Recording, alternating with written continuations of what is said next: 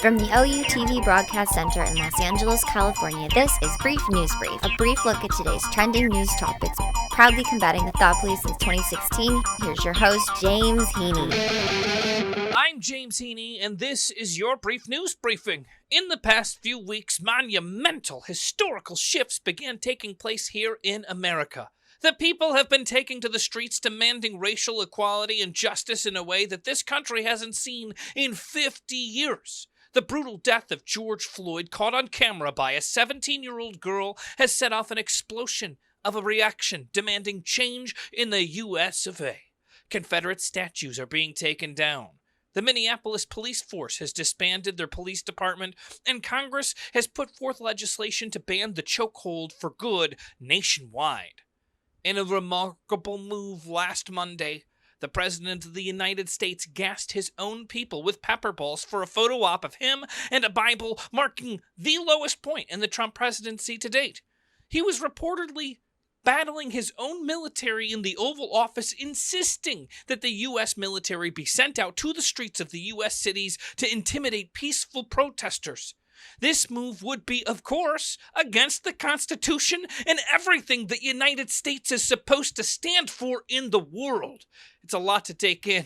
You'd be forgiven for not fully grappling with this historical significance in the moment that we are living through right now. Today is the memorial for George Floyd, and he will be laid to rest. Although the revolution that has been sparked in his wake will not be laid to rest. Will there be protests in the street every day until Election Day? Maybe so. Through a pandemic, risking their lives, protests have sparked all over the country. In small towns and in big cities, on the coast, in the heartland. The Black Lives Matter movement is challenging corporations and humans alike to pick a side. Are you anti-racist? Or are you racist? There's only two choices in 2020. Either you get woke and look around and stop tolerating the gross inequality that has been perpetrated on our brothers and sisters of color since the birth of our country, or you are compliant in the purposely structural racism implemented to prop up a superior race. There are no more gray areas. Either you want our government to spend our tax money on ending poverty, homelessness, mass incarceration, and promote health and safety and education for all of our people, or you want to see the manifestation of the military-industrial complex into our cities and police departments. Who gets the welfare? The defense industry that sells the guns and the riot gear, the oil industry that's just devastating our planet, the meatpacking industry that's destroying our planet and has no regard for its workers and forcing them to work through the pandemic, having an end product that is literally killing the hearts of Americans. The prison system that now has more black bodies behind bars today than were ever enslaved at one time in America. Or should our tax dollars go towards supporting the communities who generate them? Our budgets reflect our morals and our mayors across the country. And they're having a hard look at what each city and every city in this country stands for. The people are choosing to stand up and hold them accountable because in America, we can do better. Today, the World Health Organization, or as many call it, the WHO, which has so many consonants that from now on, I'm going to call it the WHO. So follow along. Today, the WHO attempted to clarify its position on whether people without symptoms are widely spreading the novel coronavirus. Over the past few months of our global pandemic, we've heard a lot of different theories on why this particular virus caught humanity so off guard and spread quicker and faster and more deadly than frankly anyone has seen in this lifetime. Yesterday, a WHO official called asymptomatic transmissions very rare, setting off a firestorm of frustration and controversy. Less than 24 hours later, the WHO convened a special news conference to walk back its comments, stressing that much remains unknown.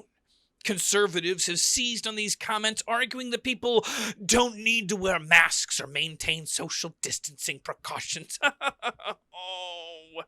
Notice how the term conservative now stands for one who does not stand on the side of science. Now, when did we get here in our politics? I don't know. Conservative certainly used to mean something else, like maybe conserving resources. I'm not an expert on it, but it didn't mean this. Not anymore, though. Not in the age of Trump. But I'm digressing. This isn't a story about the age of Trump. The head of the WHO's Emerging Disease and Zoonosis Unit. I'm not sure what zoonosis is, but I'll take the word for it that it's a scientist because I stand on the side of scientists. Unit Maria Van Kerkhove called the controversy a misunderstanding. While asymptomatic transmission does occur, no one knows for sure how frequently it happens. The problem is that we've heard a lot of different things. Like we've heard at one point that the virus can last on surfaces for 7 days. And then we hear, actually, no, that's not the case. Then there's the difference between asymptomatic and pre-symptomatic cases, which is adding to the confusion. Now, pre-symptomatic cases refer to someone who has mild symptoms, but they don't really consider those being sick. They might then develop fully into a full-blown coronavirus hospitalization, or it might have been a mild case that never even gets treated or confirmed. The Harvard Global Health Institute said in a statement today, all of the best evidence suggests that people without symptoms can and do readily spread SARS-CoV-2, the virus that causes COVID-19. In fact, some evidence suggests that people may be most infectious in the days before they become symptomatic. So wear the mask, keep the social distancing, and use some common sense with those droplets spewing out of your orifices. Times they are a-changin'. A lot of things are likely to change in the post-pandemic life of Americans. Odds are there will be no real going back to the way things were in the days, months, / years before the onset of this deadly virus.